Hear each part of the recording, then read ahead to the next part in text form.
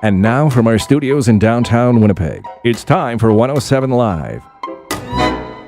On concert programs around the world, you can expect more Beethoven than usual in the year 2020.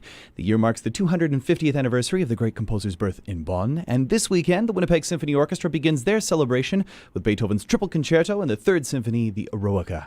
This morning, I'm joined by Winnipeg Symphony Orchestra Principal Cellist Yuri to learn more about the show. Good morning, Yuri. Welcome back to Classic 107. Thanks. Oh, what a pleasure it is to have you here on this Friday morning ahead of the big weekend. I guess I'd like to begin by saying Ludwig van Beethoven, a name revered by musicians of all ages and abilities, a name known to most in the Western world, it would seem. I'm curious, for you, what was your first introduction to Beethoven? That's a good question. I think probably it was listening to LPs growing up. My parents had a record collection. Probably the piece that made the biggest impact on me was the Sixth Symphony. We had a great recording with Bruno Walter, and the Seventh as well, both on this on LP. And I remember just listening to those over and over and over again in my bedroom. That was the thing I was curious about was your introduction through listening or through playing, right? So it was through listening to those LPs. Well, that would be, my initial introduction. And then as I grew up, I played his cello sonatas and of course, symphonies in youth orchestra and things like that too. So and I guess his music's been a constant companion ever since. Absolutely. So this weekend, you, along with WSO concertmaster Gwen Hobig and pianist David Morose, get to kick off the Beethoven celebrations. How does that feel? You got to be pretty excited about that. It's so exciting, and I love the Triple Concerto. It's a piece that I've played before, so I'm so happy to revisit it this weekend. Can you tell us a little bit more about the work itself? Well, it's got a really heavy cello part, actually. That's probably the biggest thing and a great thing for cellists as well. So it's daunting, but it's also, there's you can really make a meal out of it. There's lots to sink your teeth into. It was written for one of the greatest cellists who was alive in Beethoven's time, who lived in Vienna. And so he really puts the cello through its paces. That was one thing I wanted to ask you about, is just because this is a rather unique musical vessel in a way. I mean, the so-called trio inside a concerto, right? A concerto being a work for orchestra plus one or more soloists, in this case, three soloists that make up a standard formation of a piano trio. You mentioned you played the work before. How do you approach it? Do you think about it as a chamber collaborator, as a soloist with two others? How do you go about thinking about it? It's unique for sure because we've done a lot of playing piano trios with Gwen and David, and there's a certain intimacy that remains when you're still on stage. But at the same time, because you're playing in a really large hall in front of a really big orchestra, you have to project your sound a lot in a very different way from how you would if you're playing a piano trio, and you have to always bear in mind that you're a soloist first. And so you have to be heard at the back of the hall. And so I'm definitely playing a lot louder than I would if I was playing just a piano trio. Well, and you mentioned it there. You three have performed together a fair bit, of course, with the WSO, Gwen being a colleague of yours, but also within the Winnipeg Chamber Music Society. Have the three of you together performed the Triple Concerto before? No, this is the first time I'll be playing it with them. They've played it here in Winnipeg with Gwen's brother Desmond before. Right, and you've got it. That's got to be something to look forward to too, right? Absolutely, yeah. It's just a real treat to kind of cap off the 20 years. I've been making music with them for 20 years or so now, and I've known them since I was even younger, before I was in Winnipeg. So it's just a real thrill to be playing with them. And what a concert it will be.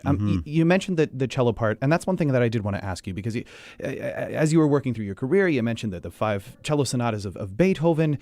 How did this work, this Triple Concerto and the writing for the cello, how does it differ from the other chamber music that's out there, the writing for cello that Beethoven's done? How does it differ? Well, Beethoven, it does. Yeah. I mean, I think certainly his writing for cello evolved. He had the privilege of writing for one of the great cellists in his Opus 5 cello sonatas, one of the great cellists of his time, a different cellist, whose name was Louis Duport, and who was the cellist for the court in Prussia. But those pieces are really more piano sonatas with a little bit of cello on top. Lovely, beautiful cello writing.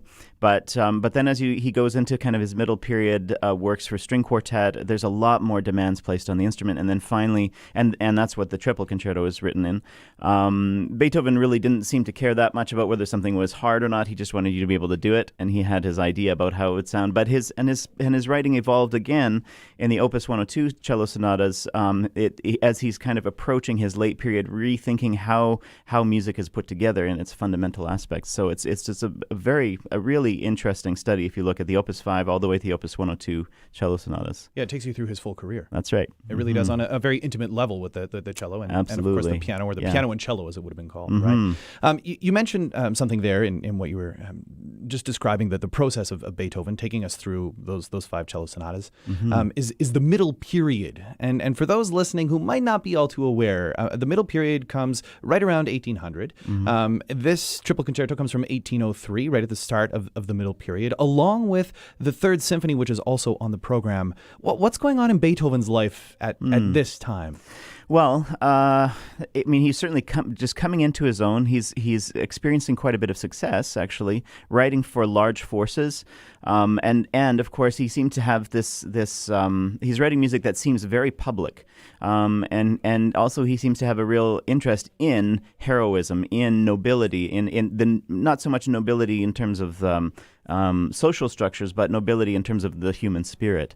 And that's really what the Eroica is all about. And I think you'll hear it as well on the Triple Concerto. Yeah, it's all about that idea of heroism, the ideal, the free person at the time. And the Eroica Symphony, oh my word, it's Beethoven's third again, is what comes to mind from music school. But I know this is a big question. Can you give us a little bit of an overview of the Eroica that's also on the program paired with the Triple Concerto? Well, I mean, one thing that's really important to know is that it's in a very regal key, right? It's the same key that he wrote the Emperor Concerto, the famous Emperor Piano Concerto, E-flat major.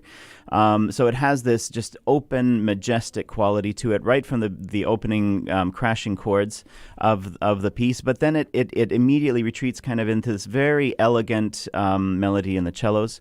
There's an incredible slow movement, which is a funeral march, and then just the last movement is just this rollicking finale. It's just an incredibly breathtaking piece. Yeah, it's something it's one thing to listen to it, but you do have to see it at the same time, and to feel it live is a very important part of the music as well. Yeah, and it's a really taxing piece for the orchestra to play. There's just so many notes, and it's so long. I mean, long, but it feels like it goes by in an instant. But by the end, you're really sweating. And that's kind of what that middle period is about. It's all about taking that form that was the classical era and then expanding it and really pushing those boundaries. And that all starts in this Third Symphony that happens this weekend, Friday and Saturday. Yuri, the last question I want to ask you, you've brought your cello along and you've been kind enough to play this morning, so we'll get to that right away. But the last thing I want to ask you is something that I'm sure I'm going to ask a lot of musicians over the next year. A year-long celebration of Beethoven, a sesquicentennial, a quarter millennial as it's called. I guess for you, why do you think Beethoven's name has lived on in the way that it has 250 years after his birth? I think more than any composer, Beethoven expresses what it means to be human, in all its pain and all its glory, really. Every other composer has something really important to say, but Beethoven just explores the depths and the heights more than anybody else, I think. And we get to celebrate that all weekend. Yuri, thanks so much for coming in this morning. My pleasure. So you brought your cello along, as I mentioned. We're going to end with a piece of music. What are we going to hear? We're going to hear a piece by Bach. It's actually not really much like Beethoven at all. It's a very gentle, lovely piece from his first cello suite for solo cello. It's the Sarabande. So while you set up, I will let you know that you can see Yuri Hooker along with Gwen Hobig, David Moroz, and the Winnipeg Symphony Orchestra performing Ludwig van Beethoven's Triple Concerto, along with the Third Symphony and the Overture to Fidelio. That's this weekend, 8 p.m. at the Centennial Concert Hall. For more information and tickets, you can visit wso.ca while we hear a 107 Live performance by Yuri Hooker.